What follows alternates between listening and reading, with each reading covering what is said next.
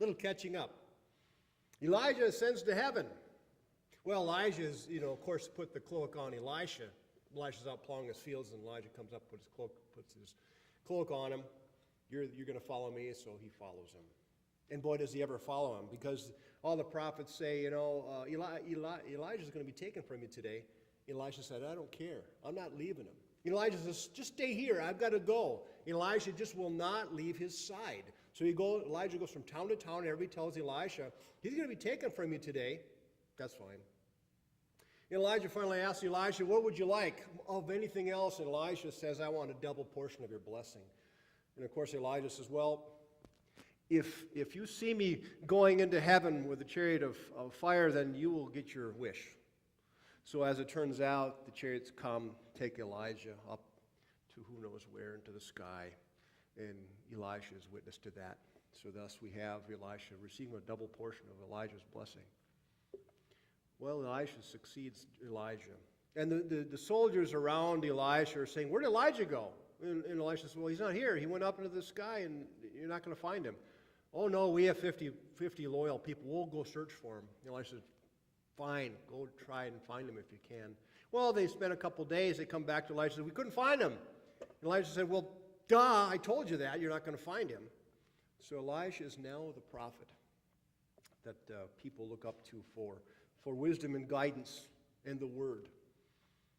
Elijah performs miracles. He runs into a widow as well. She is recently a widow. She has 2 sons and on the verge of poverty. Well, she's in poverty, on the verge of having her landowner, her loan officer, whatever you want to call it, take her sons into slavery because she can't pay her debt. Elijah says, here's some oil, use oil, feed people, and then sell what you've got left over to pay for it. And she does. There's plenty of oil. A miracle happens. One of Elisha's first miracles. And then we have Elisha and Naaman. We remember Naaman, this Aramean general, who has leprosy and is a non-believer in whatever the faith that Elisha is. Well, he finds out from his servant girl that Elisha is a wonderful prophet who can heal. Sends for Elisha. Elisha says, go bathe in the river. Of course, Naaman says, how come he isn't coming out to me and personally and laying his hands on me? But he goes and bathes and is healed from his leprosy. Elisha is a great prophet. And Naaman becomes a believer after that point. And then we have Jezebel. Remember Jezebel? She told Elijah that after Elijah killed all the prophets of Baal and Asherah, that he was going to suffer the same fate. That was Jezebel. Well, her fate comes in when Jehu comes and says, where's Jezebel? She's in the upper floor of a house. And of course, you'll know what happens after that. He says, throw her out the window, and they do. They throw her out the window. And there's nothing left of Jezebel. Kind of a tough read. Kind of brings us up. There are some things between Elisha and Amos now. Amos is one of our minor prophets.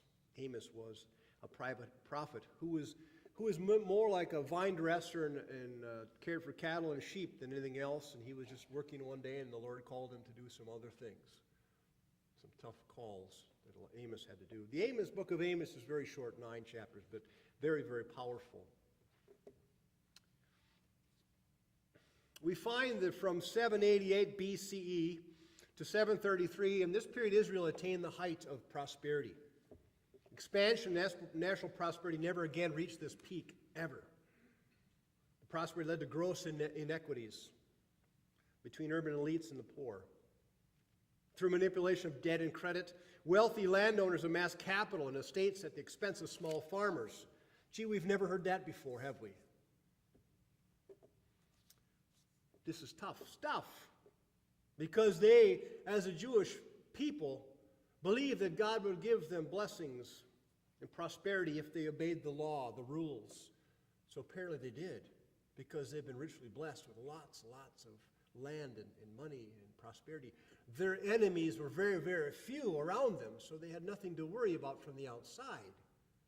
They were the most powerful people at that time. Interesting, why would they send a prophet at this time? Because they weren't in exile. They weren't being under slavery in Egypt, under the Pharaoh who was cruel to them. They had it good. They had it nice. Couldn't be better. Well, from the outside looking in, you saw that. From the inside looking in, not so much. You look closer in the community, you saw that there were poor people hurting. You saw that there were rich people oppressing the poor, getting their riches off the backs of poor people. When Kelly and I moved to Allentown, Pennsylvania, we went into the museum, and Allentown was known for its textiles. Now you hear the song, Billy Joel song, we're living here in Allentown, they're closing all the factories down. They're talking about Bethlehem. Bethlehem steel was the neighboring city that had the steel. Allentown was the textiles. And some of the big, huge homes along the Hamilton Boulevard where the owners of the textile mills lived. And you look in some of these books and you find, I noted to Kelly, I said, look at all the women and children who are employed here. I'm thinking on the backs of women and children, these people made their riches and made their names made. The unspoken. There are some stores we will not buy things at because of slave-like conditions, 20 cents an hour in a foreign country. It happens today. I mentioned last night about the working poor, go get a job, get off welfare, what's wrong with you? Get a job. Well, minimum wage is $7.25 an hour. If you could add that up, it's $15,000 a year. I can't live on that. Even if I have 2 jobs, I can't live on that, barely. And you ask people to do that. Well, they're working. They're still not surviving very well. Slave owning was great at the time, wasn't it? For the slave owners.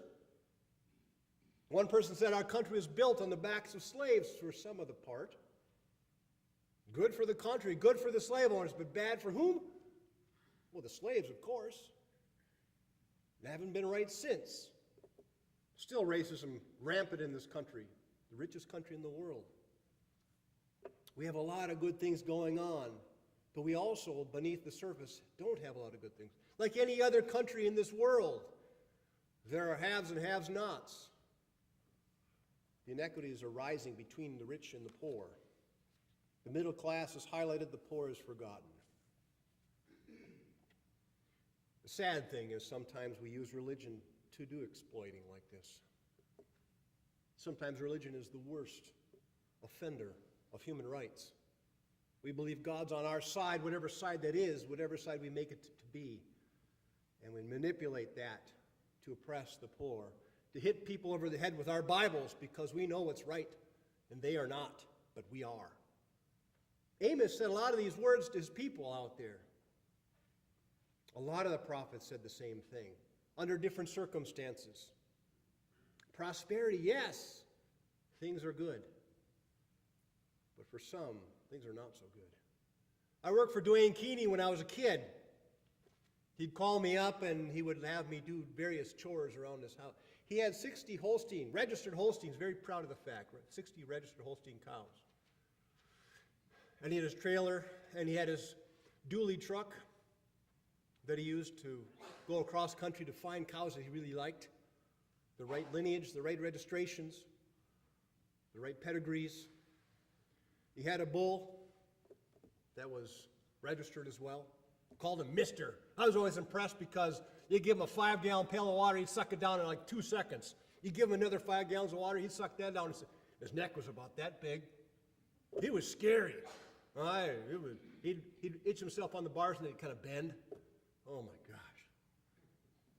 Dwayne was proud of his cows, proud of the pedigree that he had. Later on, I found out that he had to sell everything he owned because he couldn't afford to farm anymore. 60 head of cows had to sell, some for a good price.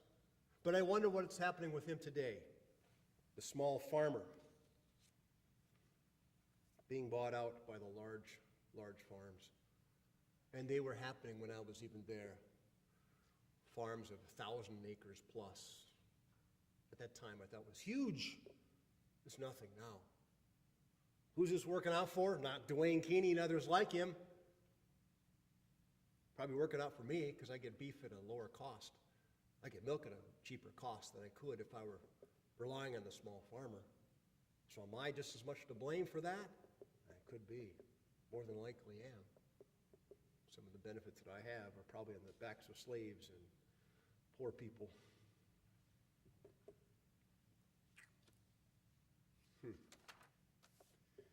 You know, we talk about that, and we talk about the inequities, we talk about Amos, and the Psalms and the Lamentations and all those places in the Bible where God is railing against a certain country, a certain peoples. But we find even at the end of Amos, God gives them hope and says, even if you're screwing up royally, I'm still with you. He says in his last chapter 9, but also on that judgment day I will restore David's house that has fallen to pieces. I will restore the house that's fallen.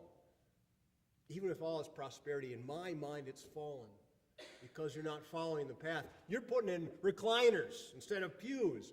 You're putting in aquariums instead of baptismal fonts.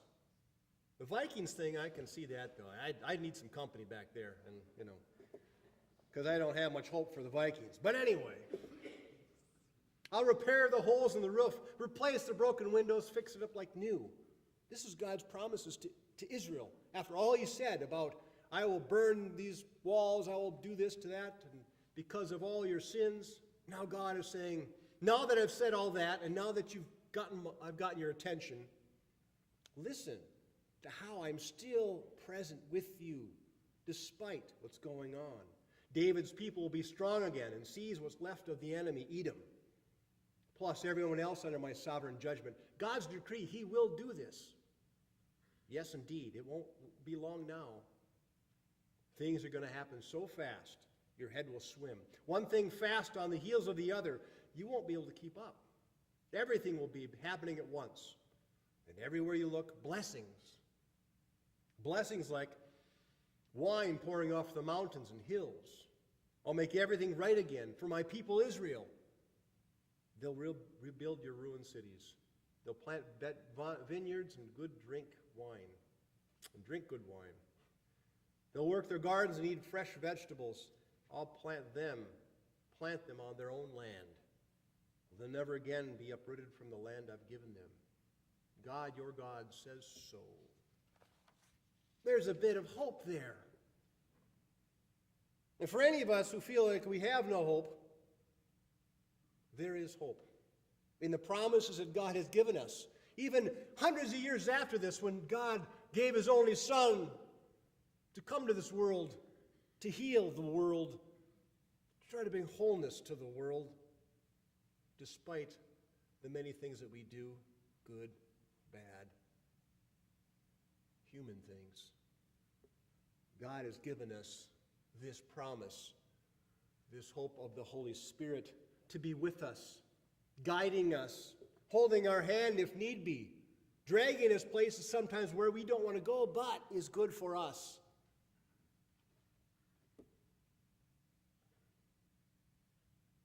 God will give hope in a land of prosperity. God will give hope to those who are poor and in exile. God will give hope to the orphan and the widow, to those without hope, because God can and God does. We read scriptures and throughout we have hope that God is still sustaining God's people throughout thick and thin. The wedding yesterday, will you be together for richer, the poor, in sickness and in health? Yes. And it's just part of what God does for us. In sickness and health and rich or poor, God is with us. God is with God's people always. There is hope that we're not alone, as Meg sang. We'll never walk alone. Jesus has promised us that. So there is hope. Amen.